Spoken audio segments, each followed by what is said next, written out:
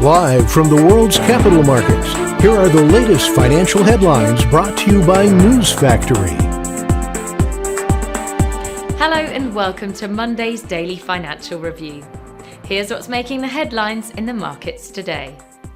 The dollar-yen pair rose 0.6% in the last session. According to the stochastic RSI, we are in an overbought market. The Bitcoin-dollar pair exploded 1.9% in the last session. The MACD is giving a negative signal. The Aussie-dollar pair traded sideways in the last session. The stochastic indicator is giving a negative signal. The oil-dollar pair rose 1.5% in the last session, after gaining as much as 1.9% during the session. The MACD is giving a positive signal. Coming up, the choices from our chief analysts for today.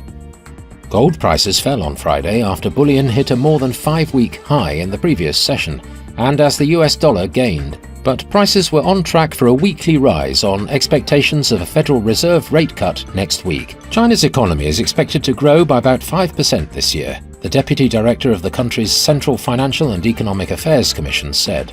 The world's second-largest economy is expected to contribute close to 30% of global growth, Han Wenxiu told an economic conference. Oil prices climbed about 2% on Friday to settle at a 3-week high on expectations that additional sanctions on Russia and Iran could tighten supplies and that lower interest rates in Europe and the US could boost fuel demand. Those were today's major economic events. And now, moving on to world financial headlines. Economic activity is expected to pick up this week, with the calendar featuring a mix of high, medium and low-impact data releases. Traders should stay informed, as these reports could present both opportunities and risks. With these significant events approaching, be sure to keep an eye on market sentiment. Preparing for potential volatility can ensure you're ready to act as needed. We hope that you've enjoyed Monday's financial review. On behalf of all of us here, we wish you a productive trading day. Be sure to join us tomorrow morning for the latest news and events from the financial markets.